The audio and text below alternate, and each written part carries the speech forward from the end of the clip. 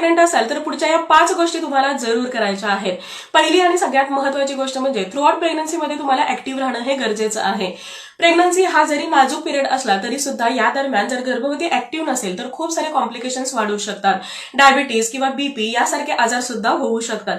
आणि म्हणूनच ही जी काही जर्नी आहे ही स्मूथ पार पाडण्यासाठी, हेल्दी वेने पार पाडण्यासाठी आईने ऍक्टिव्ह असणं गरजेचं आहे. दुसरी गोष्ट म्हणजे प्रेग्नन्सीमध्ये दिवसभरामध्ये तुम्हाला कमीत कमी 2 फळं खाणं हे गरजेचं आहे. ही फळं जर व्हिटॅमिन सी नी रिच असतील तर त्यामुळे तुमची इम्युनिटी बूस्ट होते, ऍक्टिव्हनेस येतो, फ्रेशनेस येतो. जे काही व्हिटॅमिन्स आणि मिनरल्स आहेत, जे आवश्यक घटक आहेत, हे तुम्हाला आणि गर्भामध्ये वाढणाऱ्या बाळाला योग्य प्रमाणामध्ये मिळतात, ज्या कारणामुळे बाळाची वाढ सुद्धा उत्तम व्हायला मदत होते.